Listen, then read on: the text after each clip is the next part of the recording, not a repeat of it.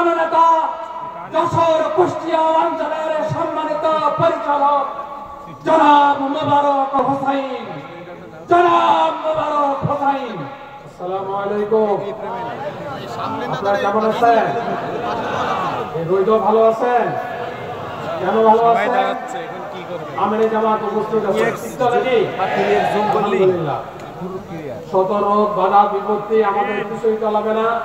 আমাদের সামনে আমাদের সম্মানিত রাহবার আছেন, আমাদের আমিরে জামাত আছেন। বিসমিল্লাহির রহমানির রহিম। আলহামদুলিল্লাহি রাব্বিল আলামিন, ওয়াসসালাতু ওয়াসসালামু আলা মুহাম্মাদিন নবিয়্যিল কারীম ওয়া আলা আলিহি ওয়া সাহবিহি আজমাইন।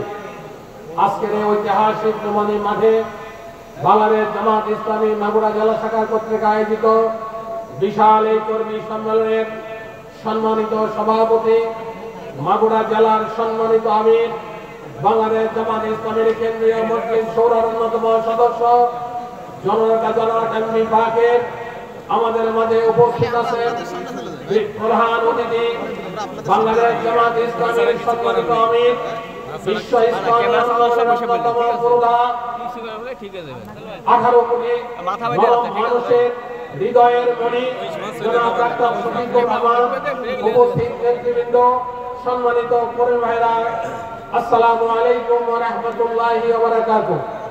আমিরে জামাত বক্তব্য রাখবেন, খুব সংক্ষিপ্ত একটি কথা আপনাদের সামনে বলতে চাই। 24-এর স্বাধীনতা, 24-এর স্বাধীনতার আগে আমরা ভালো ছিলাম।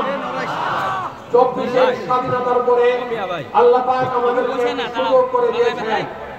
এই মাগুরাতে আমি প্রতি মাসে একবার আসতাম। লুকিয়ে চুপিয়ে প্রোগ্রাম করতে হতো হাসিনার জ্বালাতনের কারণে, হাসিনার নিষ্পেষণের কারণে। আলহামদুলিল্লাহ 24-এর স্বাধীনতার ফলে আজকের এই নোমানী মাঠে আমরা হাজার হাজার লোককে জনসভার মতো কর্মী সম্মেলন করার সুযোগ দিয়েছেন। আলহামদুলিল্লাহ। এখন কাজ একটাই, যেটা আমি সারা বাংলাদেশে 18 কোটি মানুষকে শোনাচ্ছেন এবং 18 কোটি মানুষ অবাক বিস্ময়ে আমাদের রাহবারের কথা শুনছে, স্বপ্নের কথা শুনছে, দেশকে ইনসাফপূর্ণ একটি সমাজ ব্যবস্থা কায়েমের কথা শুনছে এবং মানুষ ভাবতে শুরু করেছে একটি সুস্থ সমাজ, ইনসাফপূর্ণ একটি সমাজ, দুর্নীতিবিহীন একটি সমাজ, লুটতরাজবিহীন একটি সমাজ যদি কায়েম করা সম্ভব হয়, সেটা কেবলমাত্র জামাতের পক্ষে সম্ভব।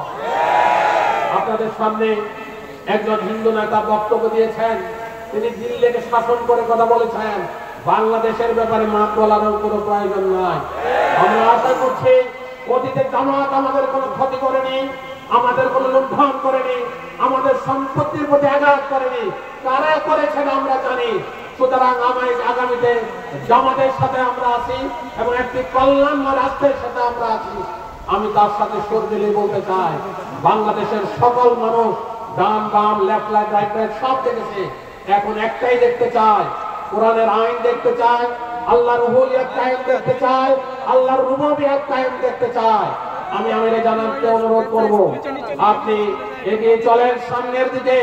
জাতি আপনার পিছনে আছে। বাংলাদেশের জামাত ইসলামের সমস্ত প্রধান কর্মী সহযোগী নারী পুরুষ আপনার সাথে আছে। অভয় দিচ্ছে আপনাকে যে আপনি সুন্দর একটি সমাজ ব্যবস্থা কায়েমের জন্য আপনি এগিয়ে যান, সামনে এগিয়ে চলেন। শেষ কথা, আজকে অনেকেই বিভিন্ন রকম ভাবে বাহানা তুলছে, নির্বাচন নিয়ে আমাদের বিরোধ করছে। আমরা নাকি নির্বাচন চাই না। আমিরে জামাত যতবারই সুযোগ পেয়েছেন উপদেষ্টার সাথে কথা বলেছেন, প্রধান উপদেষ্টার সাথে কথা বলেছেন। একটি যৌক্তিক সময়ের ভিতরে সংস্কারের ন্যূনতম কাজ সম্পন্ন করে আমাদের নির্বাচন দিতে হবে।